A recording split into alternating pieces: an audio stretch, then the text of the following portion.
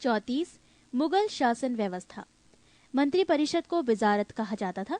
बाबर के शासनकाल में वजीर पद काफी महत्वपूर्ण था। सम्राट के बाद शासन के कार्यों को संचालित करने वाला सबसे महत्वपूर्ण अधिकारी वकील था, जिसके कर्तव्यों को अकबर ने दीवान मीर बख्शी, सद्र उस सद्र एवं मीर समन में विभाजित कर दिया। औरंगजेब के समय में असद खान ने सर्वाधिक 31 वर्षों तक दीवान के पद पर कार्य किया। मीर बख्शी द्वारा सरखत नाम के पत्र पर हस्ताक्षर के बाद ही सेना को हर महीने वेतन मिल पाता था। जब कभी सद्र न्याय विभाग के प्रमुख का कार्य करता था, तब उसे काजी कहा जाता था। लगानहीन भूमि मददे माश का निरीक्षण सद्र करता था। सम्राट के घरेलू विभागों का प्रधान मीर समान कहलाता था। मुगल काल के प्रमुख अधिकारी एवं कार्य। पद सूबेदार। कार्य प्रांतों में शांति स्थापित करना तथा प्रांत कार्यकारिणी का प्रधान। दीवान। कार्य प्रांतीय राजस्व का प्रधान सीधे शाही दीवान के प्रति जवाबदेह। बख्शी। कार्य प्रांतीय सैन्य प्रधान। फौजदार जिले का प्रधान फौजी अधिकारी। आमिल या अमलगुजार जिले का प्रमुख राजस्व अधिकारी। कोतवाल नगर प्रधान। शिकदार परगने का प्रमुख अधिकारी। आमिल ग्राम के कृषकों से प्रत्यक्ष संबंध बनाना एवं लगान निर्धारित करना। प्रश्न 56 सूचना एवं गुप्तचर विभाग का प्रधान दरोगाए डाक चौकी कहलाता था। शरीयत के प्रतिकूल कार्य करने वालों को रोकना, आम जनता के दुष्चरित्रता से बचाने का कार्य मुहतासिब नामक अधिकारी करता था। प्रशासन की दृष्टि से मुगल साम्राज्य का बंटवारा सूबों में, सूबों का सरकार में, सरकार का परगना या महाल में, महाल का जिला या दस्तूर में और दस्तूर ग्राम में बटे थे। प्रशासन की सबसे छोटी इकाई ग्राम थी, जिसे मावदा या दीह कहते थे। मावदा के अंतर्गत छोटी छोटी बस्तियों को नागला कहा जाता था। शाहजहां के शासनकाल में सरकार एवं परगना के मध्य चकला ग्राम की एक नई इकाई की स्थापना की गई थी। भूमिकर के विभाजन के आधार पर मुगल साम्राज्य की समस्त भूमि 3 वर्गों में विभाजित थी। 1 खालसा भूमि, प्रत्यक्ष रूप से बादशाह के नियंत्रण में। 2 जागीर भूमि, तनख्वाह के बदले दी जाने वाली भूमि।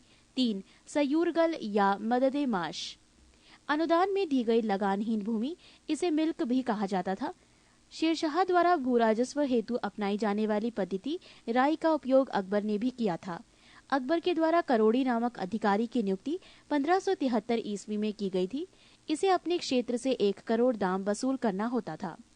1580 ईस्वी में अकबर ने दहसाला नाम की पर नवीन कर प्रणाली प्रारंभ की। इस व्यवस्था को टोडरमल बंदोबस्त भी कहा जाता है। इस व्यवस्था के अंतर्गत भूमि को 4 भागों में विभाजित किया गया। 1 पोलज, इसमें नियमित रूप से खेती होती थी, वर्ष में 2 बार फसल।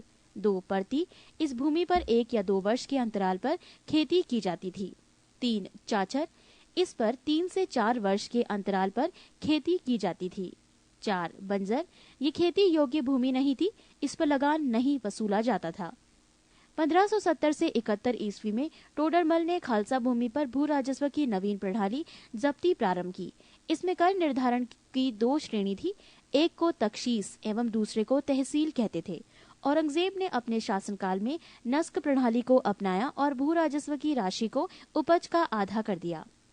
मुगल काल में कृषक 3 वर्गों में विभाजित थे। 1 खुदकाश्त, ये किसान उसी गांव की भूमि पर खेती करते थे जहां के वो निवासी थे। 2 पाही काश्त, ये दूसरे गांव जाकर कृषि कार्य करते थे। 3 मुजारियन, खुदकाश्त कृषकों से भूमि किराए पर लेकर कृषि कार्य करते थे। मुगल काल में रुपये की सर्वाधिक ढलाई औरंगजेब के समय में हुई। आना सिक्के का प्रचलन शाहजहां ने करवाया। जहांगीर ने अपने समय में सिक्कों पर अपनी आकृति बनवाई, साथ ही उस पर अपना एवं नूरजहां का काम अंकित करवाया।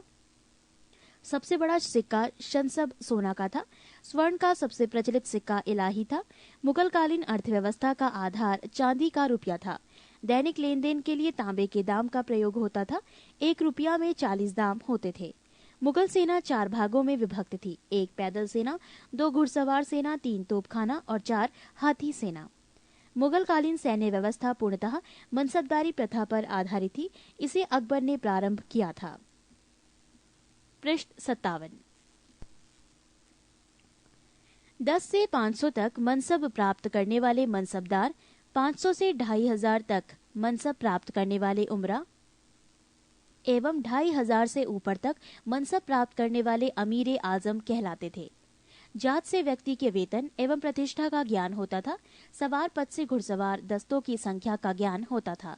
जहांगीर ने सवार पद में 2 अस्पा एवं सिंह अस्पा की व्यवस्था की। सर्वप्रथम ये पद महाबत खां को दिया गया।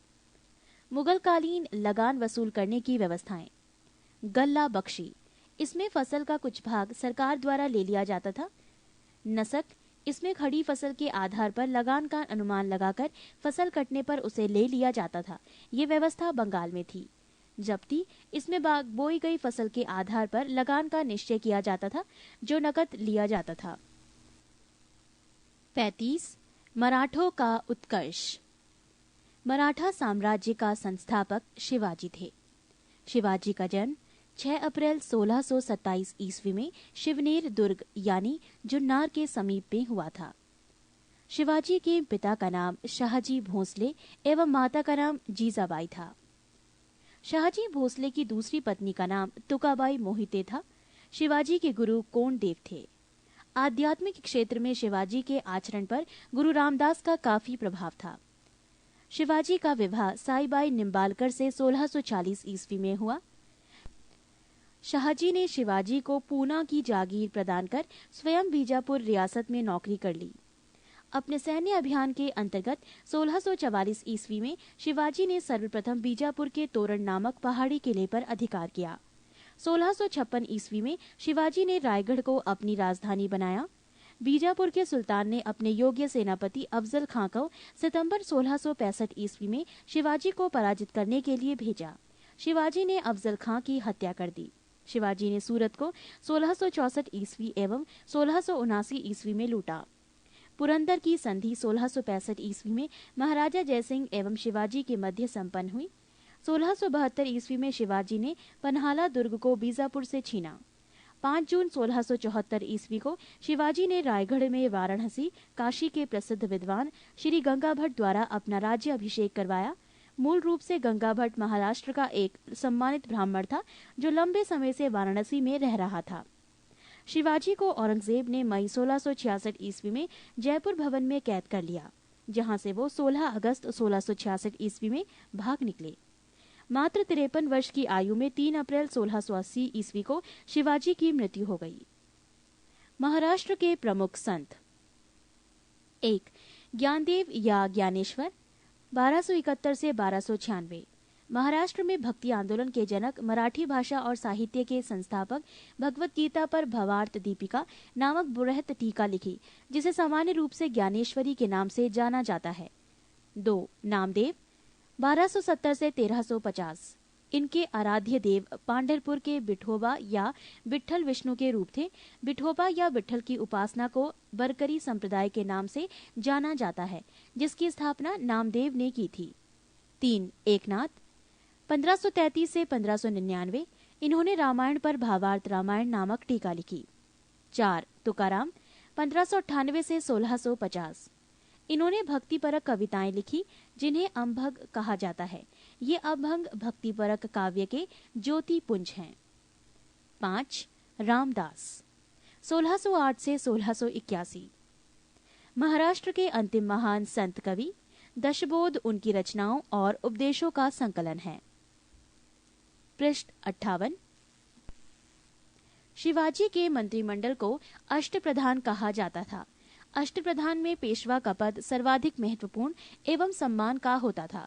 अष्टप्रधान में निम्न पद थे। 1. पेशवा प्रधानमंत्री, राज्य का प्रशासन एवं अर्थव्यवस्था की देखरेख।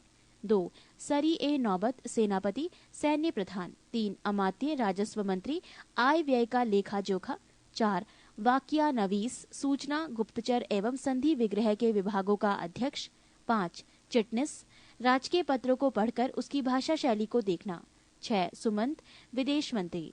7. पंडित राव, धार्मिक कार्यों के लिए तिथि का निर्धारण। 8. न्यायाधीश, न्याय विभाग का प्रधान। शिवाजी ने दरबार में मराठी को भाषा के रूप में प्रयोग किया। शिवाजी की सेना 3 महत्वपूर्ण भागों में विभक्त थी। 1. पागा सेना, नियमित घुड़सवार सैनिक। 2. सिहलदार, अस्थायी घुड़सवार सैनिक। 3. पैदल सेना। शिवाजी की कर व्यवस्था मलिक अंबर की कर व्यवस्था पर आधारित थी। शिवाजी ने रस्सी द्वारा माप की व्यवस्था के स्थान पर काठी एवं मानक छड़ी के प्रयोग को आरंभ किया। शिवाजी के समय कुल उपज का 33% भाग राजस्व के रूप में वसूला जाता था, जो बढ़कर 40% हो गया था। चौथ एवं सरदेश मुखी नामक कर शिवाजी के द्वारा लगाया गया। चौथ किसी एक क्षेत्र को बर्बाद न करने के बदले दी जाने वाली रकम को कहा गया है। सरदेश मुखी इसके हक का दावा करके शिवाजी स्वयं को सर्वश्रेष्ठ देशमुख प्रस्तुत करना चाहते थे। शिवाजी ने किले की सुरक्षा के लिए नियुक्त अधिकारी, हवलदार, किले की आंतरिक व्यवस्था की देखरेख, सरैनोबत, किले की सेना का नेतृत्व, सवनिस, किले की अर्थव्यवस्था, पत्र व्यवहार एवं भंडार की देखरेख। शिवाजी के उत्तराधिकारी। शिवाजी का उत्तराधिकारी संभाजी था। संभाजी ने उज्जैन के हिंदी एवं संस्कृत के प्रकांड विद्वान कवि कलश को अपना सलाहकार नियुक्त किया। मार्च 1689 ईस्वी को मुगल सेनापति मरखरब खान ने संगमेश्वर में छिपे हुए संभाजी एवं कवि कलश को गिरफ्तार कर लिया और उसकी हत्या कर दी। संभाजी के बाद 1689 ईस्वी में राजाराम को नए छत्रपति के रूप में राज्य अभिषेक किया गया। राजाराम ने अपनी दूसरी राजधानी सतारा को बनाया। राजाराम मुगलों से संघर्ष करता हुआ 1700 ईस्वी में मारा गया। राजाराम की मृत्यु के बाद उसकी विधवा पत्नी ताराबाई अपने 4 वर्षीय पुत्र शिवाजी द्वितीय का राज्याभिषेक करवाकर मराठा साम्राज्य की वास्तविक संरक्षिका बन गई। 1707 ईस्वी में औरंगजेब की मृत्यु के बाद संभाजी के पुत्र साहू, जो औरंगजेब के कब्जे में थे, भोपाल के निकट के मुगल शिविर से वापस महाराष्ट्र आया। साहू एवं ताराबाई के बीच 1707 ईस्वी में खेड़ा का युद्ध हुआ, जिसमें साहू विजयी हुआ। साहू ने 22 जनवरी 1708 ईस्वी को सतारा में अपना राज्य अभिषेक करवाया। साहू के नेतृत्व में नवीन मराठा साम्राज्यवाद के प्रवर्तक पेशवा लोग थे, जो साहू के पैतृक प्रधानमंत्री थे। पेशवा पद पहले पेशवा के साथ ही वंशानुगत हो गया था। 1713 ईस्वी में साहू ने बालाजी विश्वनाथ को पेशवा बनाया। इनकी मृत्यु 1720 ईस्वी में हुई। इसके बाद पेशवा बाजीराव प्रथम हुए। पृष्ठ 59। पेशवा बाजीराव प्रथम ने मुगल साम्राज्य की कमजोर हो रही स्थिति का फायदा उठाने के लिए साहू को उत्साहित करते हुए कहा कि आओ, हम इस पुराने वृक्ष के खोखले तने पर प्रहार करें। शाखाएं तो स्वयं गिर जाएंगी। हमारे प्रयत्नों से मराठा पताका कृष्णा नदी से अटक तक फहराने लगेगी। उत्तर में साहू ने कहा, निश्चित रूप से ही आप इसे हिमालय के पार गाड़ देंगे। निसंदेह आप योग्य पिता के योग्य पुत्र हैं। पालखेड़ा का युद्ध 7 मार्च 1728 ईस्वी बाजीराव प्रथम एवं निजामुल मुल्क के बीच हुआ, जिसमें निजाम की हार हुई। निजाम के साथ मुंशी शिवगांव की संधि हुई। अंग्रेज मराठा संघर्ष के अंतर्गत होने वाली प्रमुख संधियां और वर्ष: सूरत की संधि वर्ष 1775, पुरंदर की संधि 1776, बड़गांव की संधि 1779, सालाबाई की संधि 1782, बसीन की संधि 1802, देवगांव की संधि 1803, सुरजी अर्जुन गांव की संधि 1803, राजापुर घाट की संधि 1804, नागपुर की संधि 1816, ग्वालियर की संधि 1817, पूना की संधि 1817, मंदसौर की संधि 1818। दिल्ली पर आक्रमण करने वाला प्रथम पेशवा बाजीराव प्रथम था, जिसने 29 मार्च 1737 ईस्वी को दिल्ली पर धावा बोला था। उस समय मुगल बादशाह मुहम्मद शाह दिल्ली छोड़ने के लिए तैयार हो गया था। बाजीराव प्रथम मस्तानी नामक महिला से संबंध होने के कारण चर्चित रहा था। 1740 ईस्वी में बाजीराव प्रथम की मृत्यु हो गई। बाजीराव प्रथम की मृत्यु के बाद बालाजी बाजीराव 1740 ईस्वी में पेशवा बना। 1750 ईस्वी में संगोला संधि के बाद पेशवा के हाथ में सारे अधिकार सुरक्षित हो गए। बालाजी बाजीराव को नाना साहब के नाम से भी जाना जाता था। झलकी की संधि हैदराबाद के निजाम एवं बालाजी बाजीराव के मध्य हुई। बालाजी बाजीराव के समय में ही पानीपत का तृतीय युद्ध 14 जनवरी 1761 को हुआ, जिसमें मराठों की हार हुई। इस हार को नहीं सह पाने के कारण बालाजी की मृत्यु 1761 ईस्वी में हो गई। माधवराव नारायण प्रथम 1761 ईस्वी में पेशवा बना। इसने मराठों की खोई हुई प्रतिष्ठा को पुनः प्राप्त करने का प्रयास किया। माधवराव ने ईस्ट इंडिया कंपनी की पेंशन पर रह रहे मुगल बादशाह शाह आलम द्वितीय को पुनः दिल्ली की गद्दी पर बैठाया। मुगल बादशाह अब मराठों का पेंशन भोगी बन गया।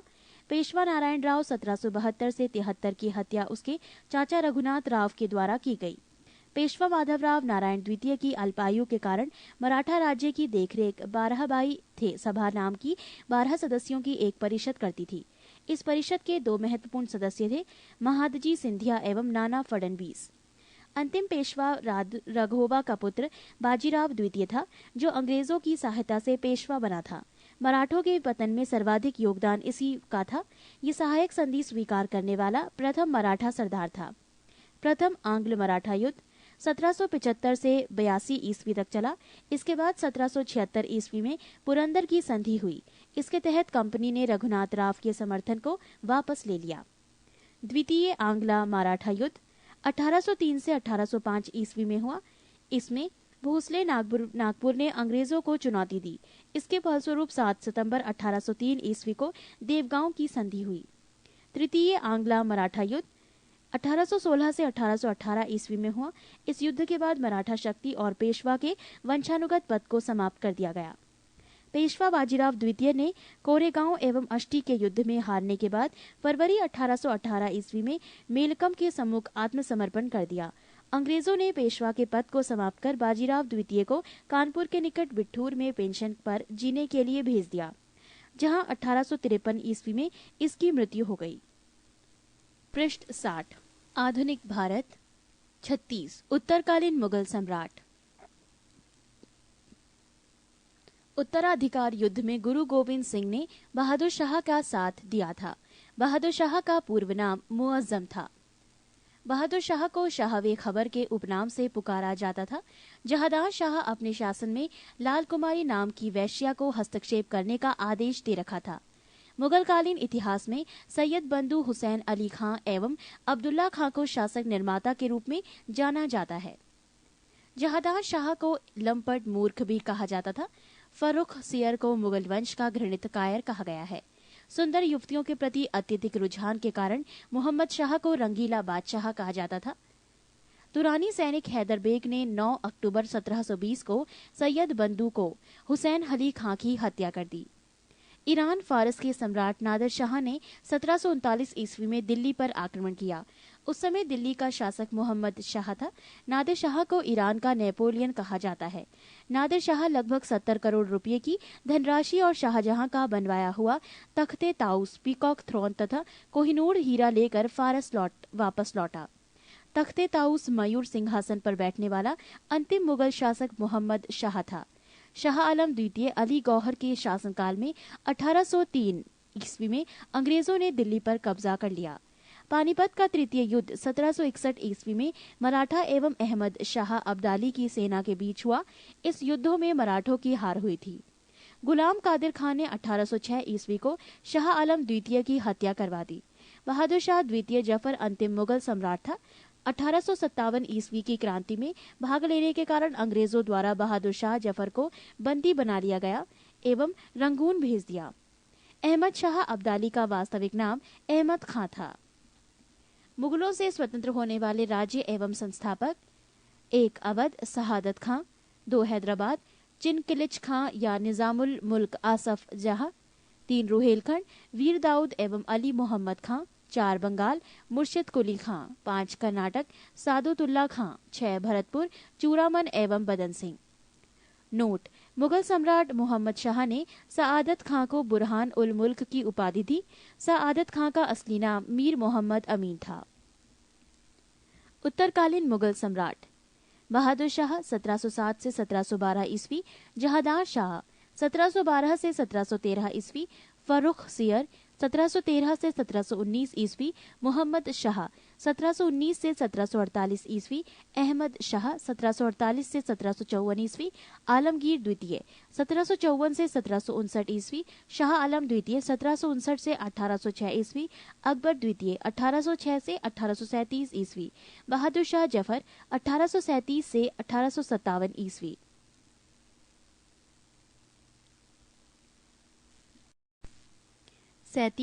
भारत में यूरोपीय व्यापारिक कंपनियों का आगमन।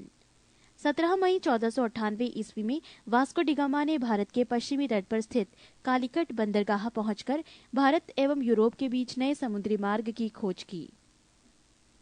1505 ईस्वी में फ्रांसिस्को दी अल्मेडा भारत में प्रथम पुर्तगाली वाइसराय बनकर आया। 1509 ईस्वी में अल्फांसो दी अल्बुकर्क भारत में पुर्तगालियों का वाइसराय बना। अल्बुकर्क ने 1510 ईस्वी में बीजापुर के यूसुफ आदिल शाह से गोवा को जीता। पुर्तगालियों ने अपनी पहली व्यापारिक कोठी कोचिन में खोली। पृष्ठ 61। 1596 ईस्वी में भारत आने वाला प्रथम डच नागरिक था कार्नेलिस डहस्तमान। डचों का भारत में अंतिम रूप से पतन 1759 ईस्वी को अंग्रेजों एवं डचों के मध्य हुए वेदरा युद्ध से हुआ। 31 दिसंबर 1600 ईस्वी को इंग्लैंड की रानी एलिजाबेथ प्रथम ने ईस्ट इंडिया कंपनी को अधिकार पत्र प्रदान किया।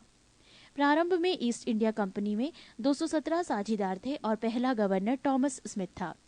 मुगल दरबार में जाने वाला प्रथम अंग्रेज कैप्टन हॉकिंस था, जो जेम्स प्रथम के राजदूत के रूप में 1609 ईस्वी में जहांगीर के दरबार में गया था।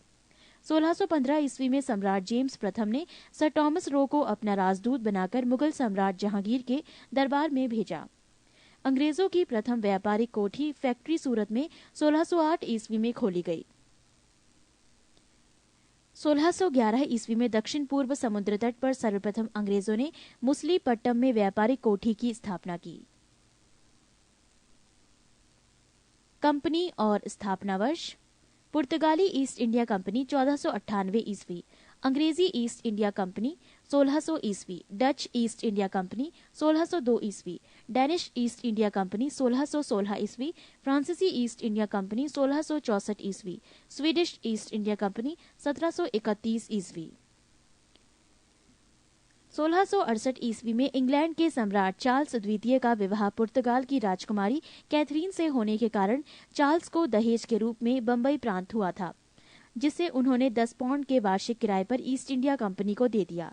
1698 ईस्वी में अंग्रेजी ईस्ट इंडिया कंपनी ने 3 गांव सुतानुती, कालीघाट एवं गोविंदपुर की जमींदारी 1200 रुपये भुगतान कर प्राप्त की और यहाँ पर फोर्ट विलियम का निर्माण किया। कालांतर में यही कोलकाता नगर कहलाया, जिसकी नींव जॉर्ज चारनॉक ने रखी। भारत में फ्रांसीसियों की प्रथम कोठी फैंको कैरों के द्वारा सूरत में 1668 ईस्वी में स्थापित की गई। 1674 ईस्वी में फ्रांसिस मार्टिन ने पौंडीचेरी की स्थापना की। प्रथम कर्नाटक युद्ध 1746 से 48 ईस्वी में ऑस्ट्रिया के उत्तराधिकार युद्ध से प्रभावित था। 1748 ईस्वी में एला शापल की संधि के द्वारा ऑस्ट्रिया का उत्तराधिकार युद्ध समाप्त हो गया और इसी संधि के तहत प्रथम कर्नाटक युद्ध समाप्त हुआ। दूसरा कर्नाटक युद्ध 1749 से 1754 ईस्वी में हुआ। इस युद्ध में फ्रांसीसी गवर्नर डुप्ले की हार हुई, उसे वापस बुला लिया गया और उसकी जगह पर गोडेहू को भारत में अगला फ्रांसीसी गवर्नर बनाया गया। पौंडीचेरी की संधि जनवरी 1755 ईस्वी के साथ युद्ध विराम हुआ। कर्नाटक का तीसरा युद्ध 1756 से 1763 ईस्वी के बीच हुआ, जो 1756 ईस्वी में शुरू हुए सप्तवर्षीय युद्ध का एक अंश था। पेरिस की संधि होने पर यह युद्ध समाप्त हुआ।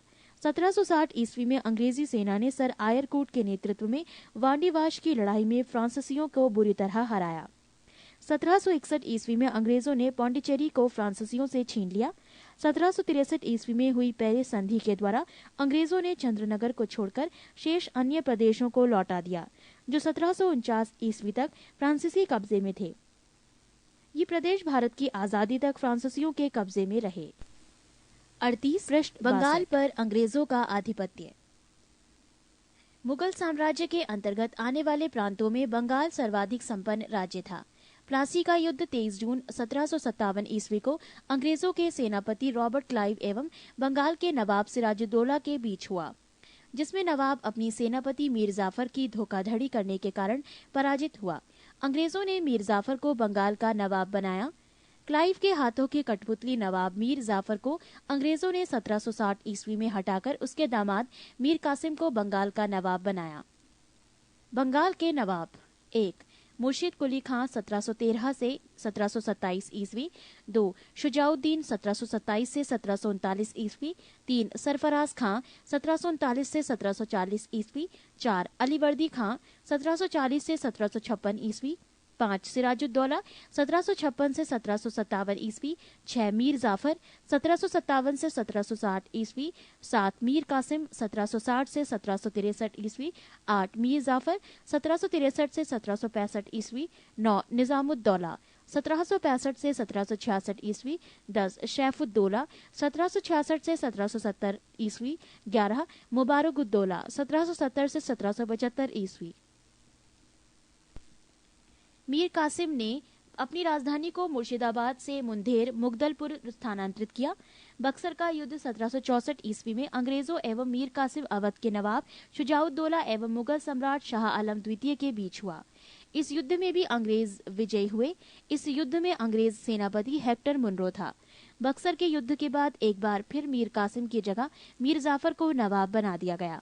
5 जनवरी 1765 ईस्वी में मीर जाफर की मृत्यु हो गई। 39 अंग्रेजों के मैसूर से संबंध।